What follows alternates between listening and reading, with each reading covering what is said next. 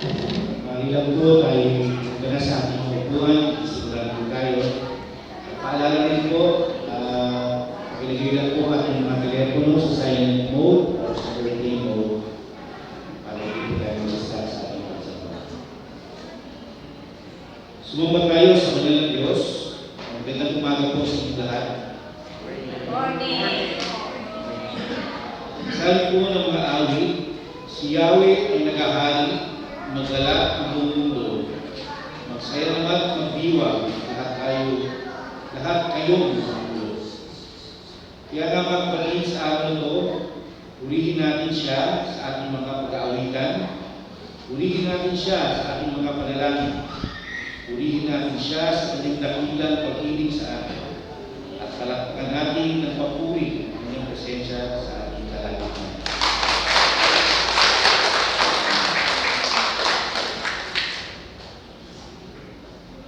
Mga hinira at mahal na kapatid kay Kristo, tumubo tayo sa sandaling katahimikan at itinulog po tayo, ngunit kababang loob sa banal na presensya ng ating pagpala habang yung Diyos Ama. Ialay po natin ang isang pagsambang nakalatan sa kanyang kabanal-banal na pangalan. Alalahanin natin ang kanyang labis na pag-ibig sa atin na hindi masusukat at hindi mapapanglayan. Sabi nga sa aklat ng Roma, natunayan ng Diyos ang kanyang dakilang pag-ibig sa atin na pumatay si Kristo para sa atin at tayo makasalanan pa. Ang minamahal, kung ay tunay na mapagpahalagahan natin ang pagpapakasakin ng Diyos Ama na hindi nagkain ang kanyang bugtong na anak upang piligtas tayo sa hatol ng kasalanan. At iintindi natin pasalamatan ang ating Panginoong Jesus na nag-alay ng kanyang buhay at pumapa sa atin ang kanyang katwiran at mabiyayaan. Kaya nga, bilang lubod sa masaganang habag ang ibig ng Diyos sa atin, naway pagsikapan natin ang pamuhay ng nakalulubod sa kanyang Panginoon. Sa sandali ng ating pagsamba, ipanalangin natin na biyayaan tayo ng pusong lubos na nagtitiwala, na pagpasalamat, may malundog na pagnanais na makapaglingkod sa Kanya na may tapat. Habang inanggahan natin ang landas ng buhay, ay masumpungan niya tayo sa susunod sa palituntunin nais ng Diyos na gawin natin para sa Kanya.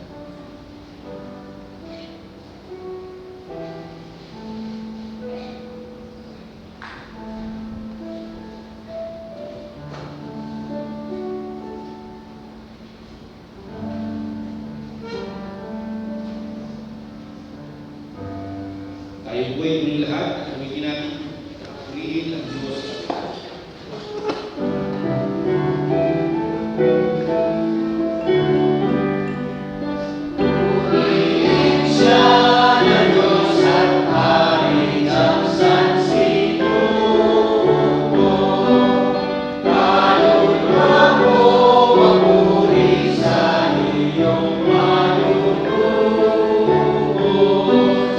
Ang Diyos natin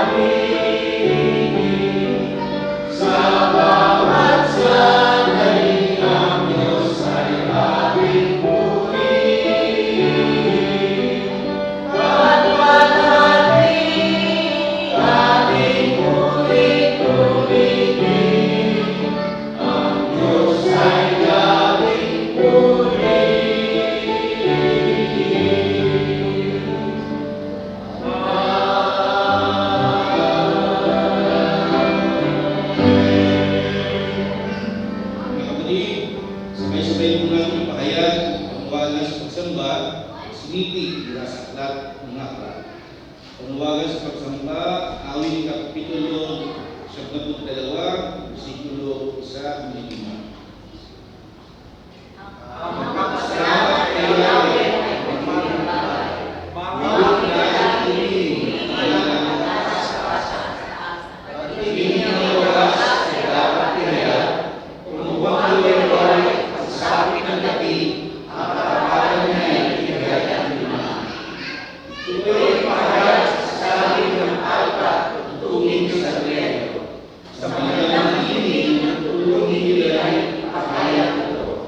Ako'y nalagak sa inyong ginawa ng ama. Sa lahat ng ito, ako'y maawit na dayan sa lawa.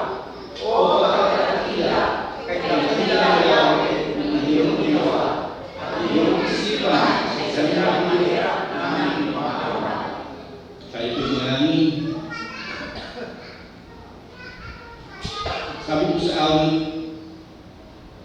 kapitulo 72, versikulo 5. Kahit mga kasalanan ko'y aking inaamin, mga pagkakamali ko'y hindi na inilin.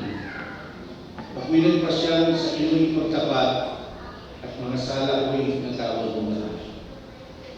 Kasama namin ang pangyarihan, muli po namin iwawalhati, ibanal ang pangalan sa lahat ng pagkakataon sa aming buhay. Kailangan mo po ay aming yahaya at mga ibong mga kahangahangang magawa ay aming tatanggal. Ikaw po ang tunay na Diyos, wala ng iba. Ikaw po ang lumalang ng langit at lupa. Sustain po ang pamaghati ng pais ng liputan na maging maayos at ganap. Ikaw po ang Diyos na bawain, kapagkalina, labis nagmamahal sa amin. Yung puso po namin inaalay, yung mataas na papuri sa inyo, nagpasensya sa aming kalagitnaan. Sapagkat ito po ay banal, ninais po kami mapabuhay na may kabanalan. Habang mamalas po namin yung kabunian at kabanalan, lalo namin nakikita para kami ay maging pasahan dahil sa aming mga kasalanan. Bagang kami po ay naghihiyaan na katawaran sa lahat ng aming kasalanan, nagagawa pa rin po kami ng mga desisyon na hindi namin pinagulot. Hindi mo rin sa inyong palaman ang aming mga pagkakasala na nagagawa dahil po ikaw ay unisod ka. Inamin po namin ang buong puso at kaluluwa ang aming mga kahinaan. Tanging sa iyo lamang po kami nagkasala. Inamin po namin hindi kami lubos ng kapagpapasalamat sa mga pagpapalang ng pong nagkakaloob sa amin. Nagtawin rin po sa aming mga labi, mga hindi kanais-nais ng mga salita ay hindi naman dapat sinasabi. Naamin po namin na kapag pakita kami ng hindi magandang asal at hindi magandang gawin, at ngayon po hindi kami ng kapatawaran sa mga kakiya ng mga gawin. Salamat po, mahal namin naman Diyos, dahil sa inyong habag at niligtas sa amin. Inyo po pinatawad na ang mga pagkakasala. Panginoon, salamat po dahil sa inyong mga dakilang pagkasakit, inangon po kami sa diliman ng buhay at pilihan kahangahangang kaliwanagan. Dahil sa Espiritu ng Diyos, tulungan po kami makapuotan ang paggawa ng kasalanan. Gabayan po kami ng pabuhay at lugod-lugod alang-alang sa inyo pong magandang loob sa amin. Dalangin po namin sa daling ito, ang karapat-dapat po kami sa aming pagsamba. Patuloy po namin maunawaan mga katotohanan mula sa inyong banal na salita. At nilugyan pa po namin ng kalwalhatian, ipagtahak namin sa landas ng aming mga pinabubuhay. Ito po ang aming dalangin, may buong patitiwala at pasalamat sa kapangyarihang pangalan ng Panginoong Jesus, Tagapagligtas. Amen. Mga kapatid, patuloy natin alalahanin ang mga katuruan sa ating upang maunawaan natin ang ating pinaniniwalaan. Ang Katekismong Heidelberg ang nagpapaliwanag dito sa atin. Basahin natin ang sagutan tungkol sa pagbasa sa Katekismong Heidelberg, ang bautismo, araw ng Panginoon, 27. Tanong, ang mga sanggol ba ay dapat bautismohan?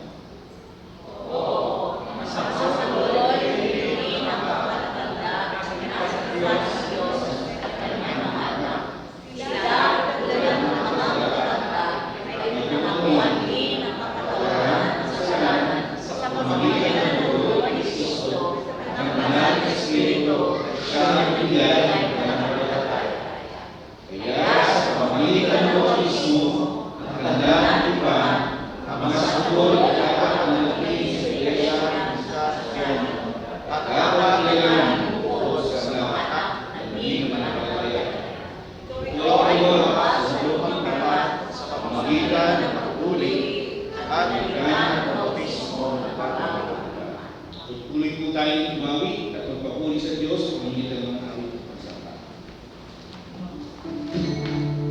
Good morning po, Church. Ngayong umaga po ito, samahan po kami at gawitan natin ang ating dakilang Panginoon.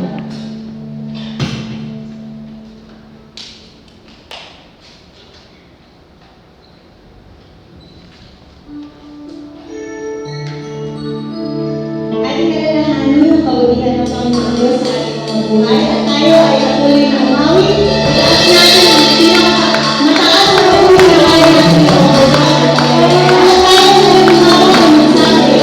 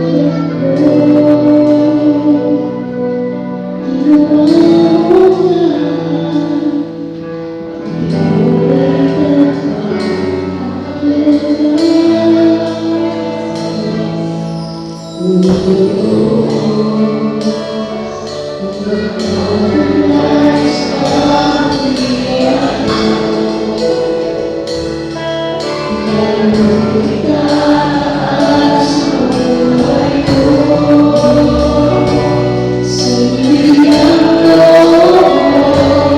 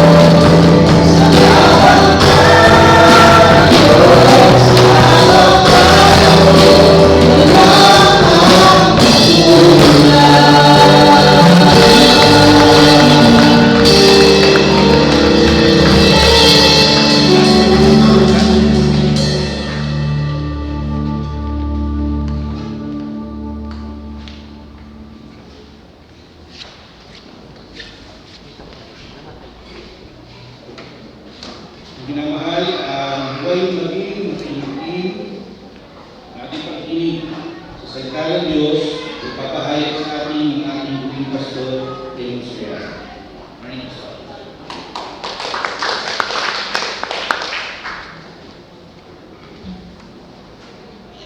Ay ako'y muling tumayo para po sa pagbasa ng salita ng Panginoon na matatagpuan po natin sa Exodus chapter 7 hanggang chapter 12, pero basahin ko lang po ang chapter 7 in a few verses.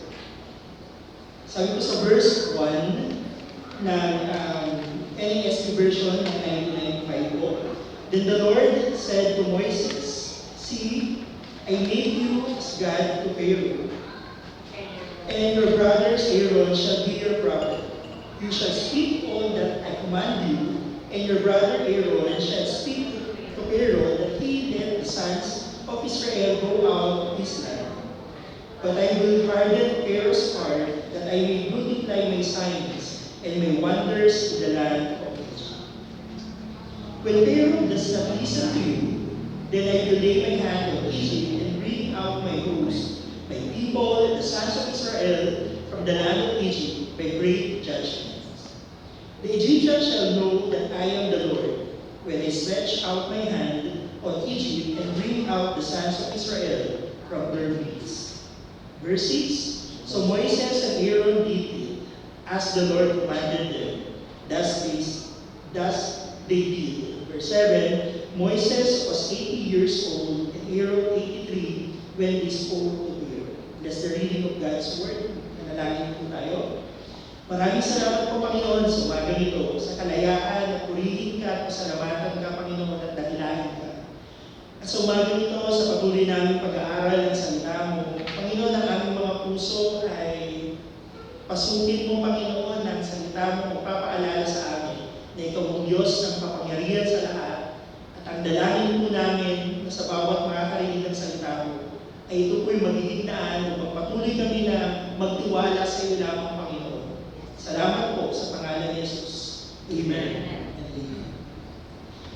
Muli, good morning po sa bawat isa. Salamat po sa Panginoon na muli po po magbahagi ng salita niya. Kanina po habang nag-usap kami ni Ate Cory, kinamusta ko po siya kasi nakita ko po yung kanyang post sa Cory, kamusta ka po? Alam mo naman kaganda yung sinabi niya na, kasi di ba po binagyo, kita naman natin, sabi niya hindi siya pinabayaan ng Diyos. So mga ganito, pag-aralan po natin ang mga Israelita kung paano sila ay hindi pinabayaan ng Diyos. Pero, makikita natin kung sila yung nakalaya, di ba marami pa silang mga, alam ko familiar na sa inyo yung scenario nito, pero muli magpapaalala sa atin na ang Diyos hindi nagpapabaya. Kahit minsan tayo ay pasaway, kahit minsan tayo ay nag-disobedient, kahit minsan nawawala yung commitment natin sa Panginoon, kahit minsan nawawala yung trust natin sa Kanya, pero yung Diyos mananatili yung Diyos. Ang theme po natin, committed to God, committed to righteousness and justice. Ang binigay ko sa akin po, sabi ko, Lord, ano kaya yung mensahe mo na gusto iparinig sa amin lahat? At nung nakita ko nga po na yung Exodus po ito, simula nung sa nag-message sa atin last Sunday at yung sa last ng August, na-excite ko ako na aralin ang Exodus na ito. The book of Exodus tells us that God sends and uses men o Moises and Aaron to save the Israelites. Naalala ko ito nung kay Pastor Nomer, summarize ko yung buong Exodus sa amin. Assign ko siya siguro mga ilang araw, mga 5 days, tapos summarize ko siya. Pero nakaka-excite na ulit balikan at paalala sa atin na minsan naging katulad tayo ng mga Israelitang ito. Kung punishes them whenever they obstinate, kung matigas sa kanilang mga ulo, but He keeps His promises and covenant.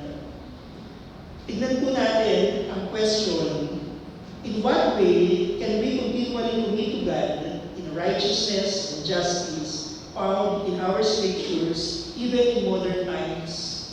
Kasi pwede sabihin nila, pastor, yan ay sa Old Testament. Yan yung mga nangyari noon. Paano ngayon kami makaka-relate? Paano ngayon sa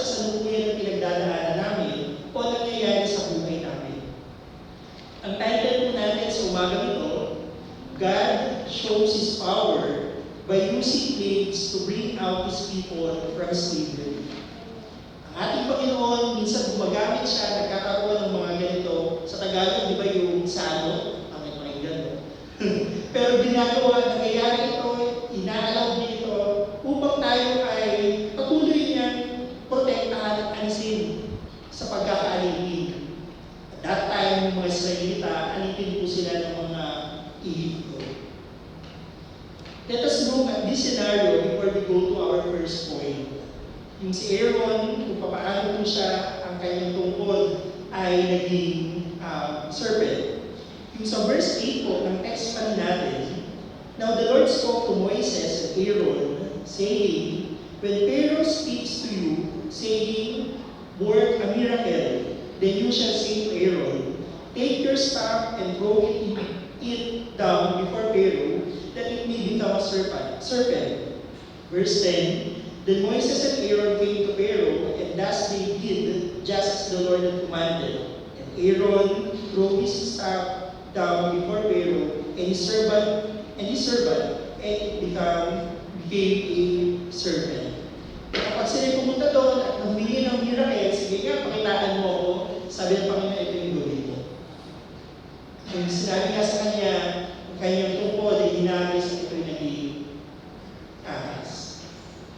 Ang first point po natin, the plans of God in the plains. Nangyari po yung mga salot na ito, yung salot na dinala ng Panginoon, pero magiging question, ano yung plano ng Diyos dun sa pagbibigay niya yun? Napatanong din po ba tayo sa buhay natin na may mga senaryo na nangyari? Lord, anong plano mo? Ba't nangyayari ito sa amin? Bakit na-experience namin ito? Lord, ano pong plano mo? Ngayon po sa mga Israelita, tignan natin ano ba ang plano ng Diyos dun sa 10 kanyang pinadala. Una, the plague of blood. Sa verses 14 to 24, pag binasa po natin yun, ito yung verse 15. Sabi dito, go to Pharaoh in the morning as he is going out to the water, and station yourself to meet him, and back of the night, and you shall take in your hand the staff that was turned into a serpent. Verse 16, you shall say to him, the Lord, the God of the Hebrews, sent me to you, saying, let my people go, that they may serve me in the wilderness. But behold, you have not listened until now. Noong una pa lang, kaya pumunta doon si Moises at Aaron para palayain ang mga Israelita. Pero hindi nakinig si Pharaoh at humingi pa ng miracles. Pumunta na muli sila, ito na nga po yung nangyari. Kung paano, dahil sa katigasan ng puso ng Pharaoh, ano pa yung binigay sa kanya ng Panginoon? Verse 17, thus says the Lord, by this you shall know that I am the Lord. Behold, I will strike the water that is in the Nile, while the staff that is in my hand, and it will be turned to blood. Alam po natin yung scenario nyo, no? Kung gano'ng kapangyarihan ng Panginoon at yung tubig naging dugo. The fish that are in the Nile will die, and the Nile will become food, and the Egyptians will find difficulty in drinking water from the Nile. Lahat po, nahirapan sila, umalang ng tubig, kasi lahat po yun ay nagkaroon at naging dugo. Alam niyo po, nung nagkaroon ng bagyong Karina, yung sa Marikina, yung ilog po doon, hindi mo na nakita yung mga umabot sa 21 meter. Kaya nagkaroon ng alarming, nag-alarm ka agad, tapos in-alert yung mga naroon. Kahit po sinabi nila na nilagyan na yan ng bakod, na hindi na yan babaha, hindi na mangyayari yun. Pero nangyari pa rin. Isang reminder na kaya gawin, kaya pwede mangyari. At dito, ang kakaibang nangyari, yung tubig naging dugo. Tignan natin yung pangalawang pinadala ng Panginoon. Sa chapter 8, verses 1 to 15, pag binasa natin, pero sa verse 1, then the Lord said to Moses, go to Pharaoh and say to him, thus says the Lord, let my people go, that they may serve me. But if you refuse to let them go, behold, I will smite your whole territory with frog. Gagawin ko naman ngayon, kapag hindi mo inalaw at pinalaya ang mga Israelita, papadala ako ng mga palaka. Sabi sa verse 3, then the Nile will swarm with frogs, which will come up and go into your house and into your bedroom and your bed and in the houses of your servants and on your people and into your ovens, into your kneading bowls. Kung papaano na kahit saan, meron kong palaka. Di ba yung mga babae pag nakita ang palaka sobrang sigaw? Eh kung tignan niyo yung scenario that time, at yung mga Israelita, at yung mga Egyptian, at lalo pa yung mga palaka, siguro sobrang sakit sa tenga. No? Pero pinadala ng Panginoon kasi hindi nanginig si Pharaoh. In verse 4, so the frogs will come up on you and your people and all your servants. Then the Lord said to Moses, say to Aaron, stretch out your hand with your staff over the rivers, over the streams, and over the pools, and make frogs come up on the land of Egypt. So Aaron stretched out his hand over the waters of Egypt, and the frogs came up and covered the land of Egypt. Imagine niyo na lang po kung anong gano'ng kahirap pagkanaraw ko na pinadala yun. Tingnan natin yung pangatlo. The plagues of gnats, o yung mga lamok o yung mga insect na pinadala. In verse 16 po, then the Lord said to Moses, say to Aaron, stretch out your staff and strike the dust of the earth that it may become gnats through all the land of Egypt. Kasi hindi na nakinig yung si Pharaoh, pinatigas ng Diyos sa kanyang puso, kaya nagpadala po uli siya. Ito yung pangatlo. They did so, and Aaron stretched out his hand with his staff and struck the dust of the earth, and they were gnats on man and beast. All the dust of the earth became gnats through all the land of Egypt. Sobrang daming mga insekto that time. At hindi lang po yun, naging matigas pa rin, hindi pa rin siya pinaalis ang Israelita, pumasok po yung pang-apat. The plagues of lice, o yung mga laka, o yung mga bahaw po, sa chapter 8, verse 20 to 32. Now the Lord said to Moses, rise early in the morning and present yourself before the Pharaoh as he comes out to the water and say to him, thus says the Lord, let my people go, and they may serve me. Yung mga paulit-ulit kong sinasabi ko na let your people go, that they may serve me. Mamaya pag-usapan po natin yun. Huwag yung wawala yung paulit-ulit na yun na nababasa po natin. Puntahan natin verse 21. For if you do not let my people go, behold, ano kung gagawin niya? I will send swarms of lice on you and your servants, and on your people and into your houses, and the houses of the Egyptian will full of swarms of lice, and also the ground on which they dwell. Parang ang katinon, no? Parang ang sakit na, no? Na lahat, the ground, lahat na may kita mo, puro ganun. Hindi pa rin po, naging matigas pa rin ang puso ng Pharaoh. At nagpadala naman itong kalima. At dito, masakit yung pangyayari. Kasi yung kanilang mga kabuhayan na, yung mga animals nila, yung mga livestock nila ay wala.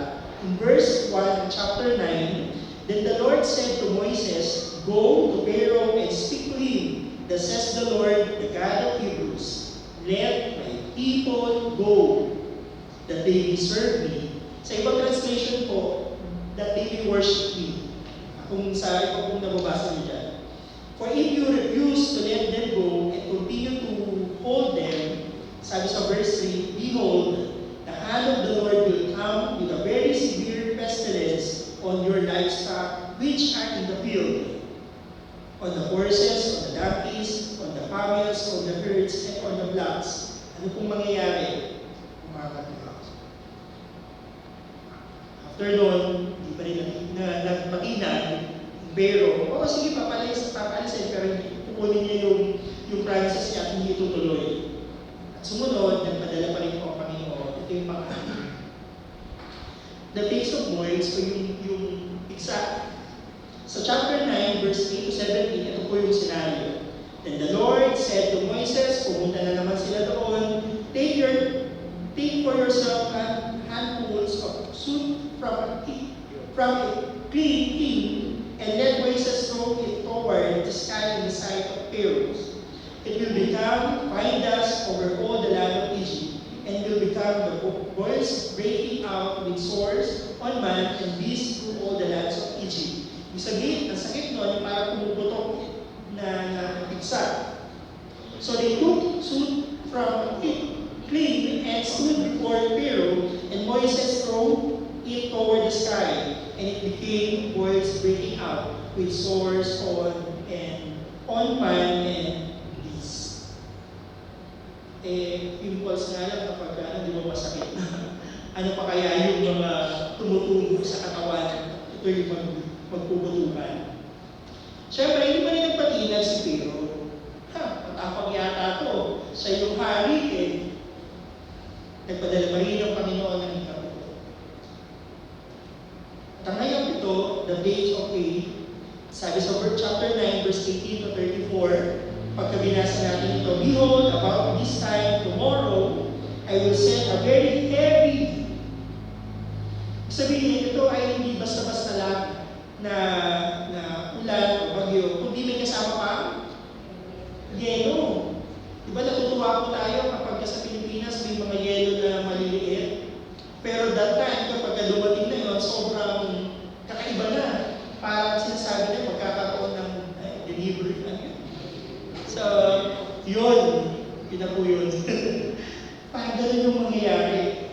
Pero dito, yung experience nila kakaiba. Bakit? Kasi first time na nangyari yung ulan ng yelo.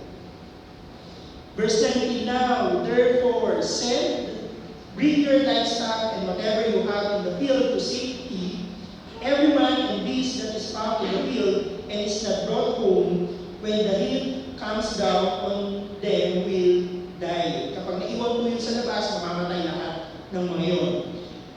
Verse 20 po, the one among the servants of Pharaoh who feared the word of the Lord made his servants and his livestock flee into the houses.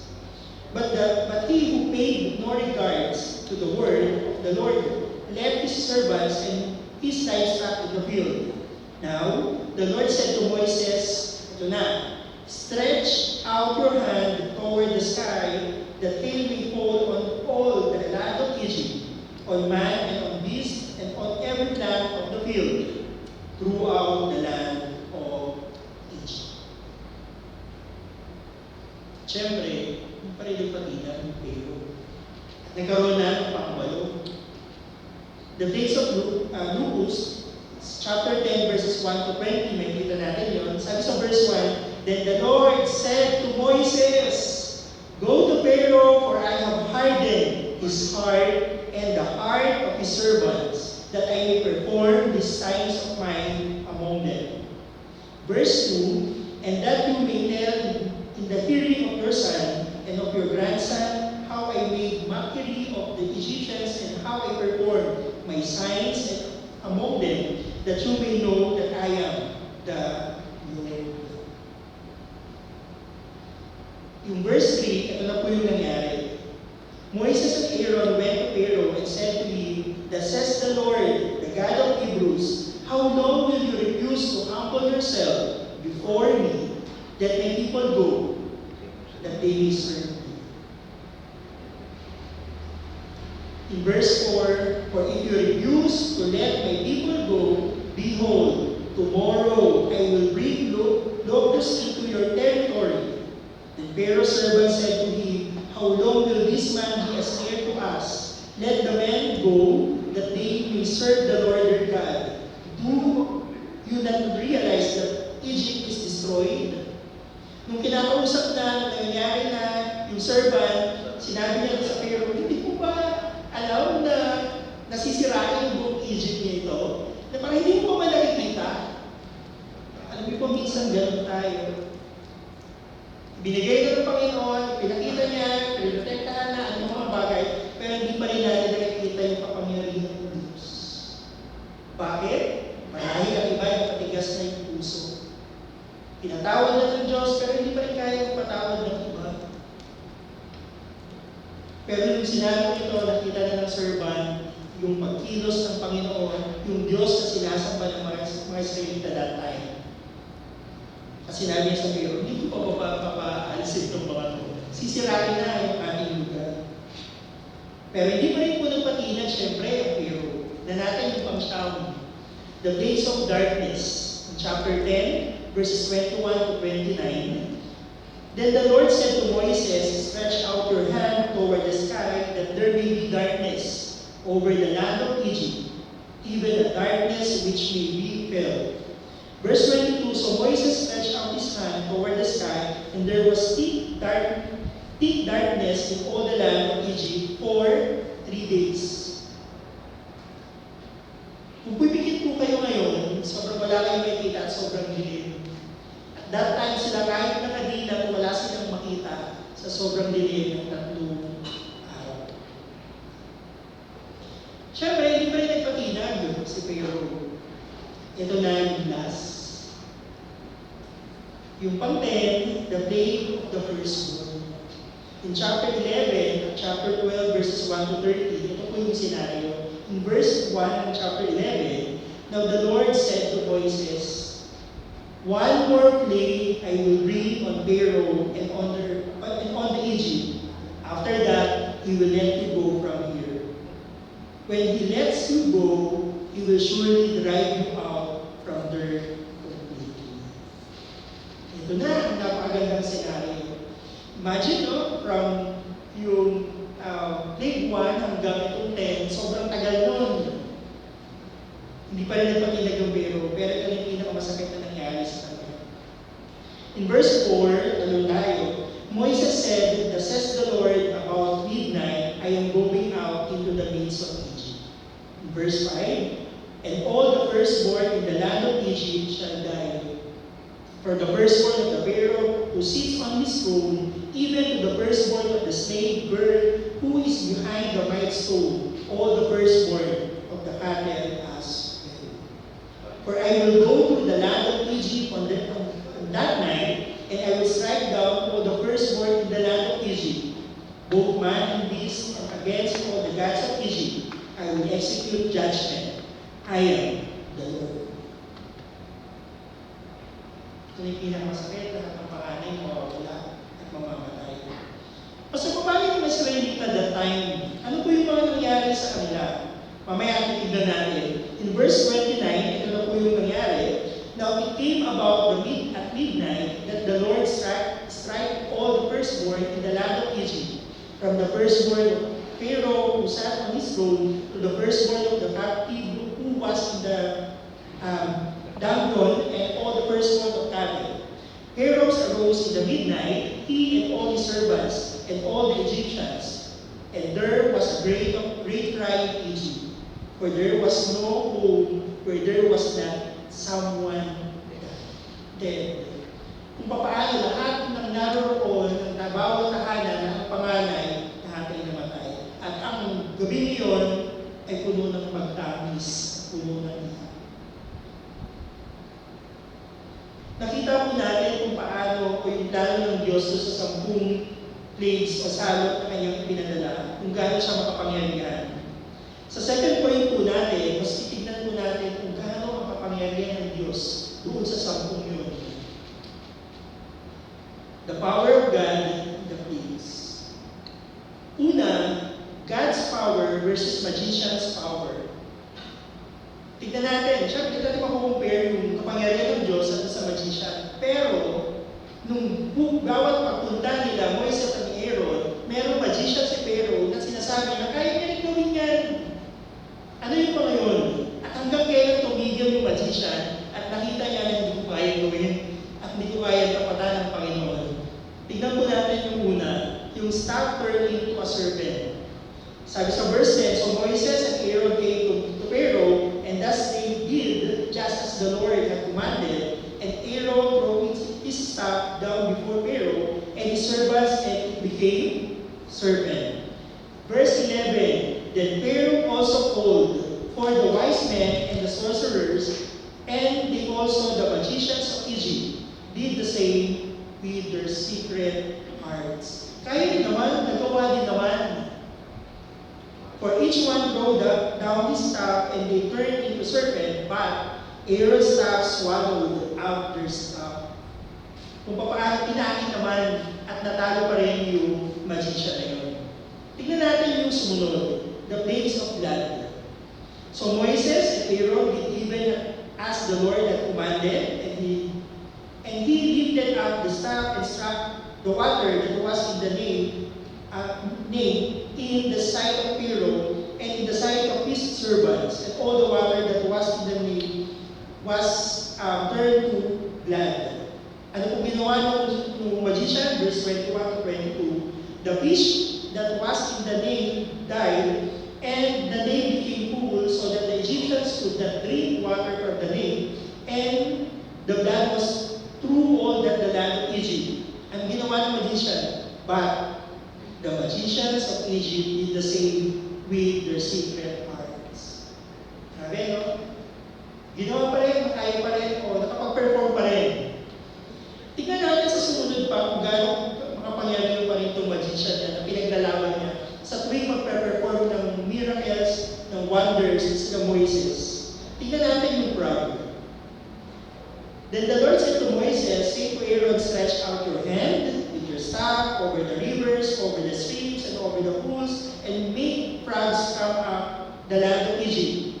So Aaron stretched out his hand over the waters of Egypt, and the frog came up over the land of Egypt. Ano naman ginawa ng magician?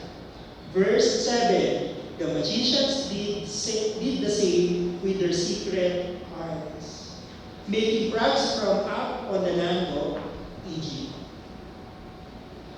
Pero namiss ko ako dito sa pang-apat. Pastor, dun sa 10 ba yun,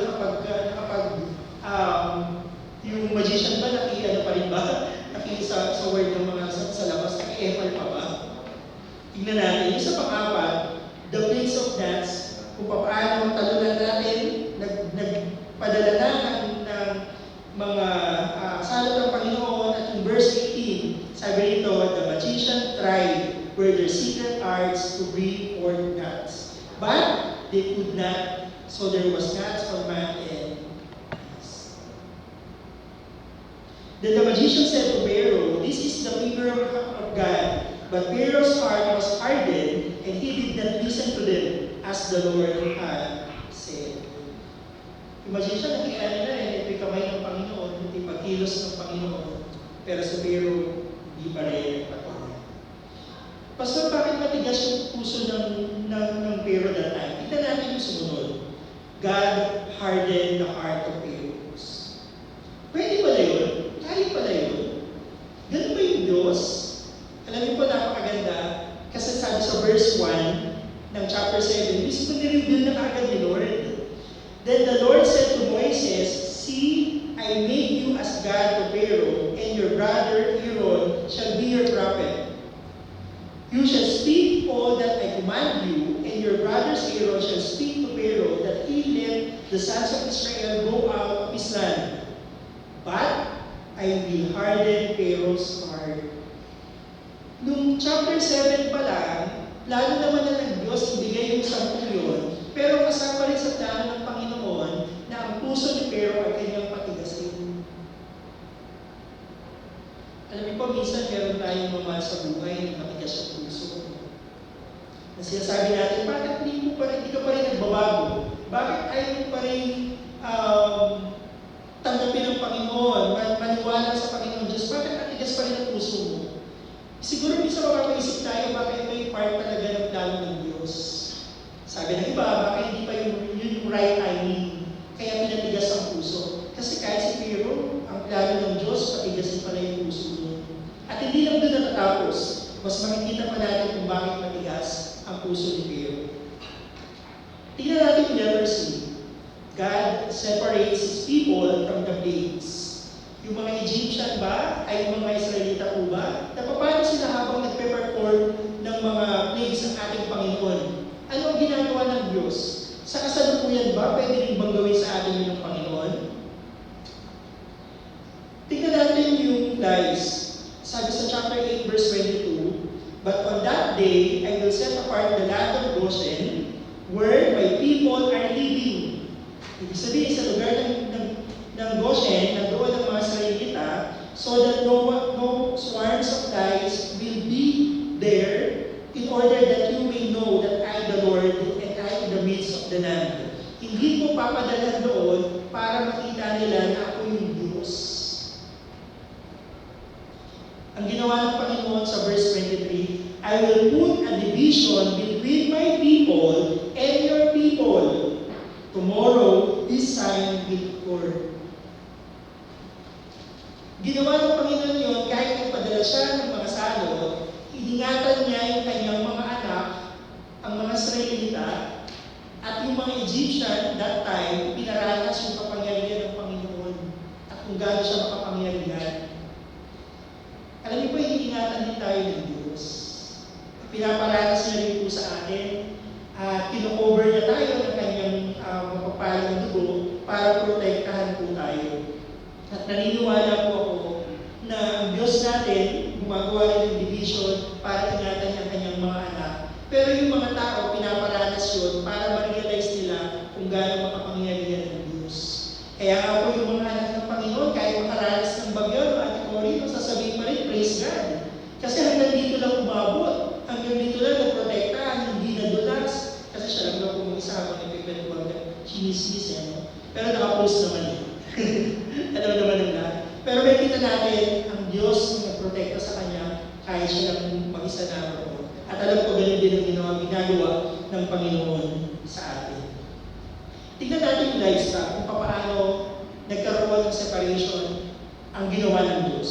Verse 3 ng chapter 9, Behold, the hand of the Lord will come with a very severe pestilence on your livestock, which are in the field, on the horses, on the donkeys, on the camels, on the herds, and on the flocks. But the Lord will make distinction between the livestock of Israel and the livestock of Egypt, so that nothing will die of all that belongs to the sons of Israel. So the Lord did these things on the next day, and all the livestock of Egypt died. Namatay lahat.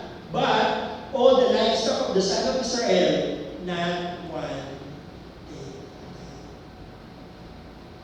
Kita niyo kung gano'ng makapangyarihan ng Diyos? Doon sa mga Israelita, doon sa mga Egyptian, kaya ng Panginoon protektahan ang kanyang mga anak. Tignan po natin yung bill kanina na pinag-uusapan po natin, kung gaano yung bagyo at yung mga yelo ay tumama. Ano po ang ginawa ng Panginoon?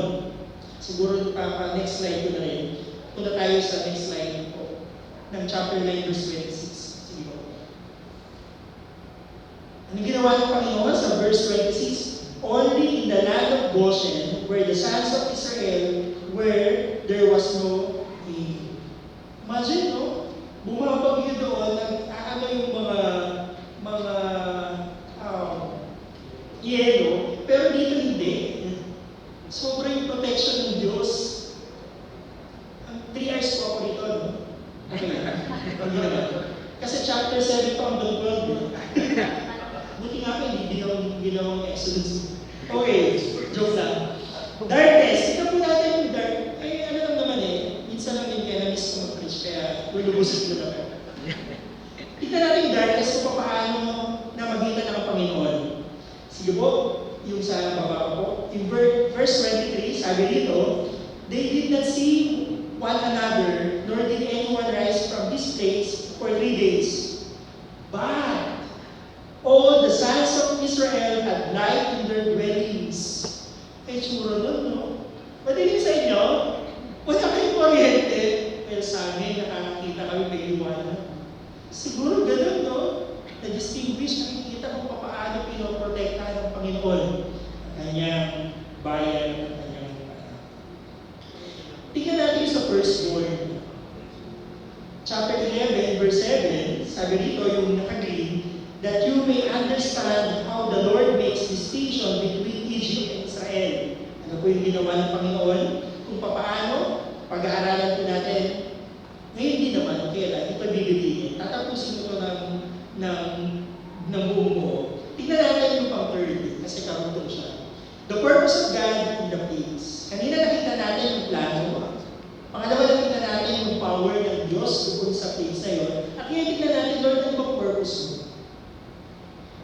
Una, to release the people of God. Kanina sabi ko, ilang beses sinabi na pumunta si Moises, si Aaron, so that yung mga Israelita ay makaalis.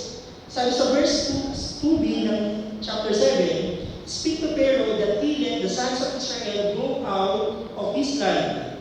In chapter 9, verse 1, then the Lord said to Moises, go to Pharaoh and speak to him. Thus says the Lord, the God of Hebrews, let my people go. Yung mga numbers na po yan, paulit-ulit sinabi na let my people go. Isang purpose ng Panginoon, ang kanyang mga Israelita ay makalaya. Pangalawa, ang purpose ni Lord to serve God. Na kapag sila ay nakalaya, sila ay maglilingkod sa Panginoon. In chapter 16, verse 16 and chapter 7, you shall say to him, the Lord, the God of Hebrews, sent me to you, saying, let my people go, that they may serve me in the wilderness. So sa iba, sa iba that they may worship me. But behold, you have not listened until now. Purpose ng Panginoon ay sila'y makalaya, sila'y makapag-serve sa Diyos. At yung pangatlo, to multiply the signs and wonders in the land of Egypt. Kaya pinadala ng Panginoon yung mga plagues, hindi lang po para makalaya, hindi lang para makapag-serve, kundi para mag-multiply at makita yung mga signs and wonders na ginawa ng Panginoon sa mga Egypto. In chapter 7, verse 3, but I will harden Pharaoh's heart that I may multiply my signs and my wonders in the land of Egypt. Ginawa po ba ng Diyos? Yes. Bawat place, ginawa ng Panginoon ng signs and wonders kung sino talaga siya bilang Diyos. In chapter 10 naman, ng verses 1 to 2, then the Lord said to Moises, go to Pharaoh, for I have hardened his heart and the heart of his servants, that I may perform these signs of mine among them. Nakuha po natin yung purpose ni Lord, kaya pinatigas yung puso ng Pharaoh para mapakita yung signs and wonders na gagawin ng Diyos. Kaya ngayon, marirealize natin na Lord, kaya pala nangyayari kung bakit ito, kung bakit nangyari ito, kung bakit ganyan, kasi ito yung plano mo. Minsan kaya hindi po natin makita yung plano at yung purpose ng Panginoon, iba yung power niya, kasi natatakpan po tayo ng pangyayari. Ulitin ko po, kaya minsan hindi natin nakikita yung plano ng Diyos, yung kapangyarihan niya, iba yung purpose niya, kasi naka-stuck na lang tayo doon sa senaryo at nangyayari sa buhay natin. Pero titignan na natin sa side na Lord, ano yung purpose mo? Ano po yung plano mo? Saan namin makikita yung kapangyarihan mo sa tuwing may ganitong senaryo sa buhay namin? Makikita niyo po gano'ng kapangyarihan ng Diyos. At yung pangapat po, to know that there is no one like our God. Sa chapter 8, verse 10, then he said, tomorrow, so he shall may be according to your word, that you may know that there is no one like the Lord our God. The Egyptians shall know that I am the Lord. When I stretch out my hand at Egypt and bring out the sons of Israel from their midst. Nakita nila kung sino talaga yung Diyos dun sa mga anak ng Panginoon, kung sino talaga ang Diyos. Sana po yung mga tao sa paligid natin, nakikita po sino yung Diyos na ating pinaglilingkuran. Katulad po ng awit natin kanina, na sana ang ating mga buhay ay nagiging isang magandang testimony sa kanila, nakikita na glorify natin ang Panginoon dun sa ginagawa at buhay na mayroon po sa atin. Kasi ang purpose naman ni Lord kung bakit yung binigay yun, para makilala siya at makita kung sino talaga ang Diyos. For this time, I will send all my plagues on you, that your servants and your people, so that you may know that there is no one like me in all the earth. For if by now I have put forth my hand and struck you and your people with pestilence, you would then have been cut off from the earth. But indeed, for this reason, I have allowed you to remain, in order to show you my power, in order to proclaim my name through all the earth. Ilan lang po yan sa mga purpose ng Panginoon kung bakit niya pinadala yung mga bagay na yun nangyari sa kanila. As we summarize, narilang po talaga yung verse. Title natin, God shows His power by using plagues to bring out His people from slavery. Nangyari naman yung tatlo, the plans of God in plagues. Nagpadala siya, yung 10 salot, at hindi niya lang yung pinadala, kundi pangalawa, pinakita niya yung power niya sa bawat senaryo yung kanyang ipinadala that time. At pangatlo, nakitaan po natin yung purpose ni God kung bakit nangyari yun at pinadala yun. Gusto ko mag-conclude sa Exodus chapter 12. Kanina introduction lang po yun. Ito na yung totoong preaching. Exodus chapter 12. Tapos sa tayo sa chapter 7, no? Hanggang 11. Ito na yung totoong. The Passover lamb. For I will go through the land of Egypt on that night, and I will strike down all the firstborn in the land of Egypt, both man and the beast, and against all the gods of Egypt, I will execute judgment. I am the Lord. Ano kung gagawin? Mangyayari? The blood shall be a sign for you on the houses where you live. Ang ginawa naman ng Panginoon para makalitas ng mga Israelita, ito yung gagawin nyo. Dapat sa inyong labas, meron makikitang blood doon. At lalampasan kayo, lalampasan yung tahanan nyo. Pag binasa po natin yung detalye po yung ginawa ng Panginoon, even yung pagpatay, even yung pagpili ng goats, dapat ito ay malinis at lahat ng mga bagay na yun. The book of Revelation says, in chapter 7, verse 10 to 10b, nakakatawa, basta kung ginagawa ko po ito, nasa class po, kasi ako ngayon ng Revelation, kay Pastor Homer, tinats niya po yung place, at saka yung, ito, sabi ko, di sakto, hindi ko nagkamali yung ipipreach. Kasi nagpipray kami ni Elder Nick, sabi ko, pag-pray mo po ako, ano po yung i-message. To conclude, kung kanina yung blood ng mga goats, yun yung magsisave that time para hindi mamatay yung mga firstborn, ito naman yung ginawa sa Revelation chapter 7 verse 10. Salvation to our God who sits on the throne and the Lamb and whom the Lamb. In 1 Peter chapter 1 verse 18 to 19, you know that from your empty way of life inherited from your ancestors, you were ransomed, not by perishable things like silver or gold, but by precious blood like that of an unblemished and spotless lamb, namely Christ. Sabi po sa NET version po, kung paano pinakita rito sa chapter 7 ng Revelation, na ang dugo ng Panginoon ang siyang naglinis, nagligtas sa atin, nagsave sa atin. Hindi na po natin kailangan pa maglagay ng andon. Kaya minsan sa bagay sa mga probinsya, naglalagay talaga sila ng cross. Siguro dahil sa culture o dahil sa mga ganyung senaryo.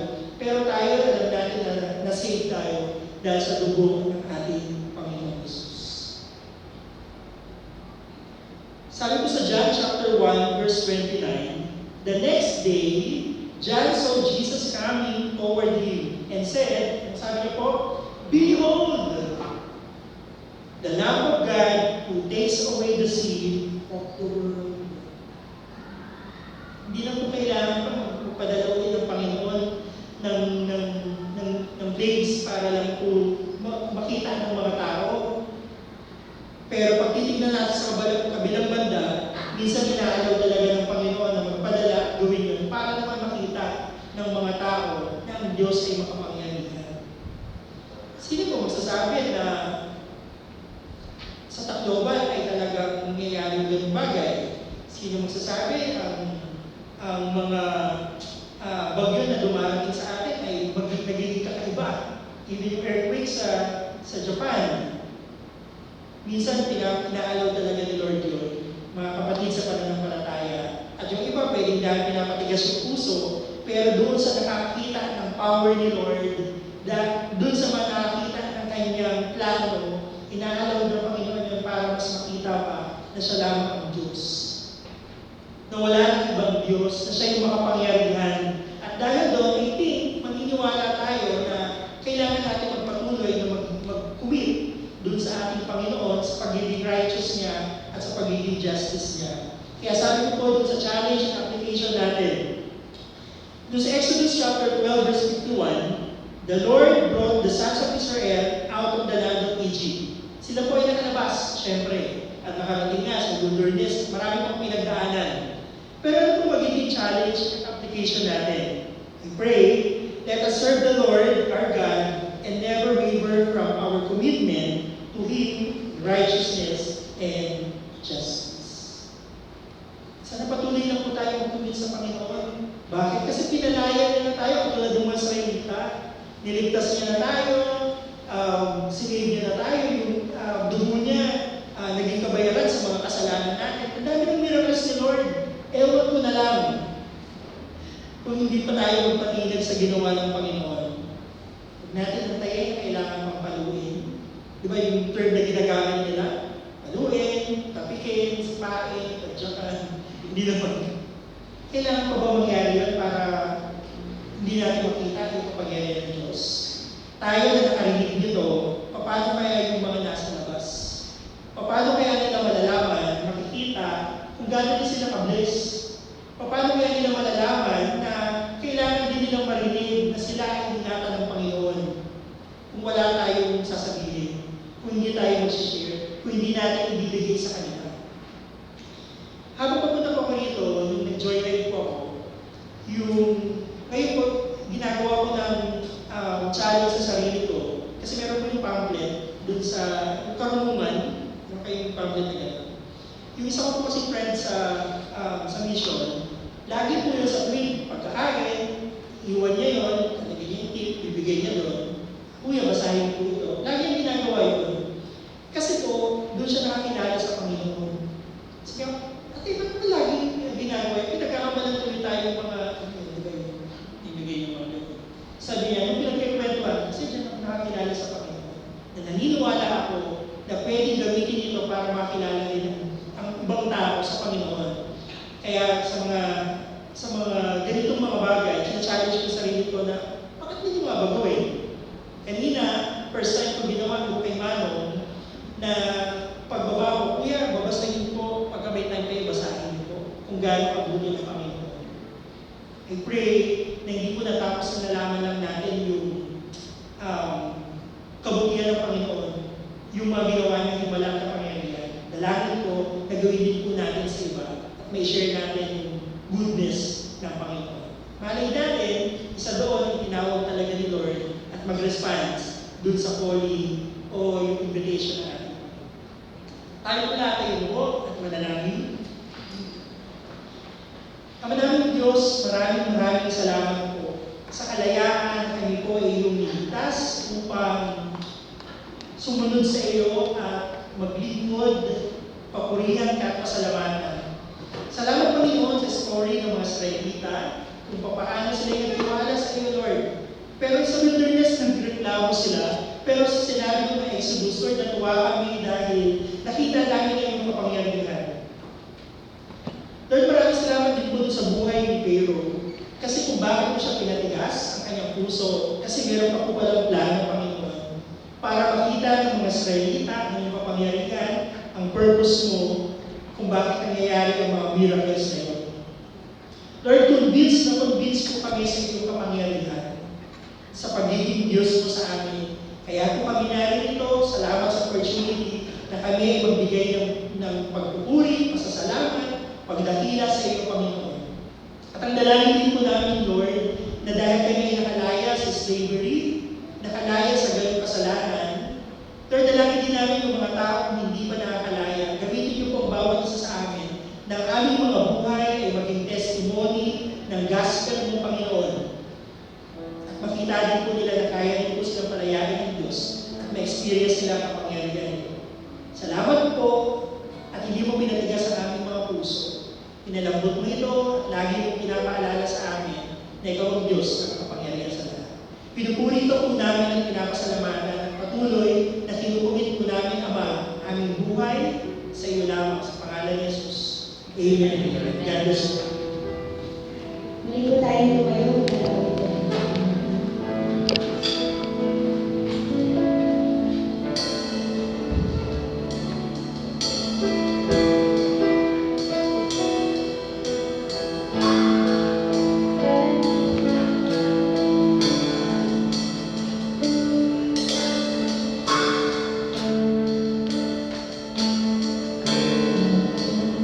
Sa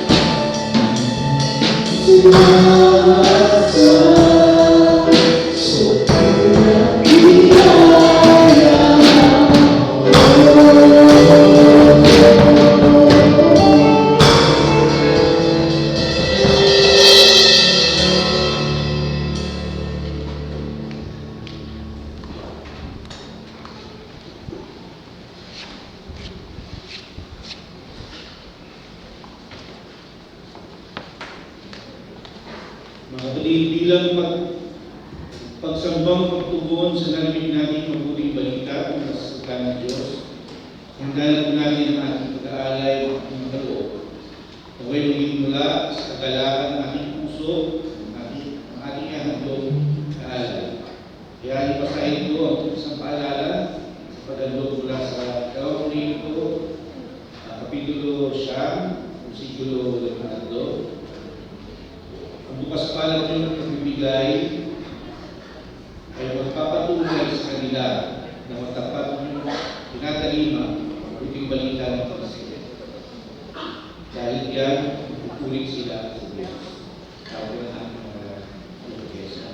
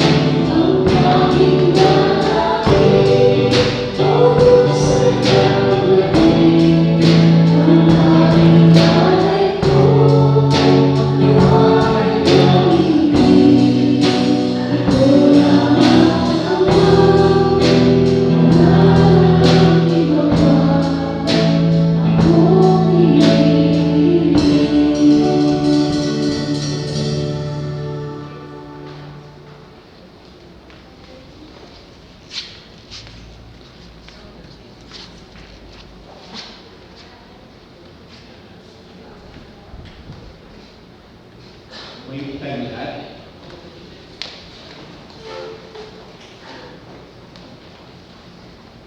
Ay manalangin, mahal namin ang Diyos, ito po ang bukal ng lahat ng pagpapala at huwaran ng sagana ng bibigay. Bigay mo ako iyong bugtong na anak upang kami mahango sa pagkakasala at malayang malapit sa banal ng presensya. Tulungan mo po kami alalahanin ang lahat ng bagay na mayroon kami ay galing po sa inyo. Nagmula at ikaw po ang nagpala. Salamat po sa pagbibigay sa amin ng kakayahan at talento na nagagamit po namin sa pagtutupad ng aming buhay. Tuloy ka po namin sinasabaw ang Diyos sa pagkakataong ito kapag alay kami ng aming handog ng pasasalamat na may kagalakan sa aming mga puso. Mula sa pinagkirapan ng aming pumamahal, tulungan po kami magamit ang handog na ito ng may katuwiran sa ikalalaw po ng kaharian sa aming pamayanan at makatulong po sa kapatiran ng aking namin. Pagpalain po mga nakabahagi sa gawain ito, lalo na po silang maging mapagpala. At pagpalain din po ang mga nakabahagi o sa susunod na pagkakataon, pagpaalay din po sila. Sasalamatan po namin ng buong puso sa pagpapaliang pangalan ng aming Panginoon at kapagligtas na si Kristo Jesus. Amen.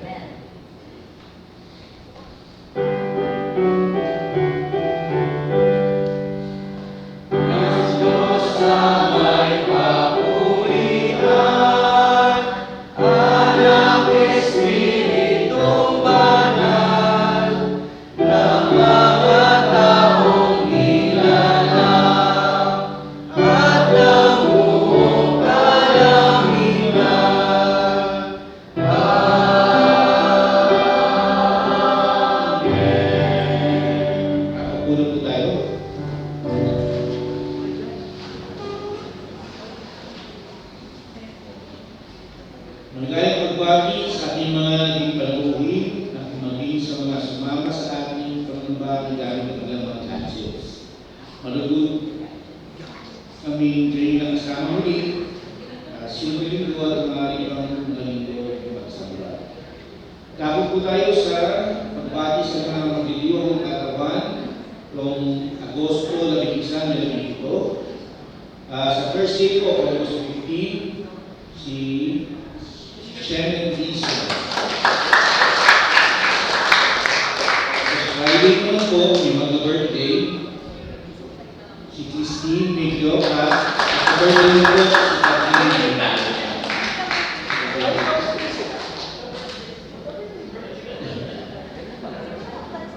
Pagbati rin po sa magdiliwang ng anibersaryo ng isang bibig. Meron na, tapos na. Si Kathleen Rose Christine,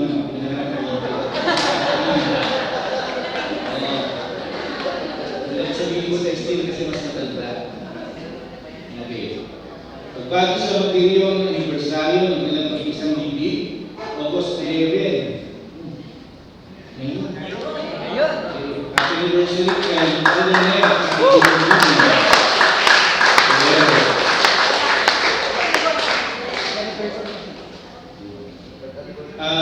Additional na mga patalastas. Mayroon. Patalastas tama.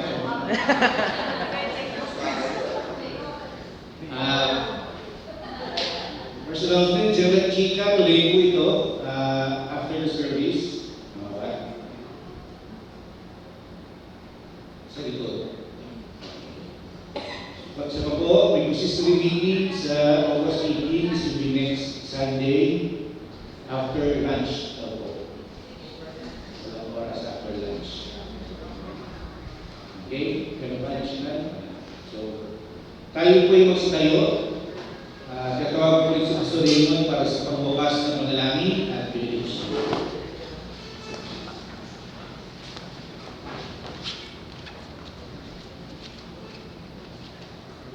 Sibo, tayo pinatay manalangin. Pero bago po yun, muli bumabati sa bawat isa na happy anniversary. Kanina pa nung pumunta po ako, may inabot sa akin. Pastor, hindi ka naka-attend. Hindi nga po kasi meron sa may mission. Pero salamat po sa inyong souvenir. Maraming salamat. Happy anniversary. Manalangin po tayo.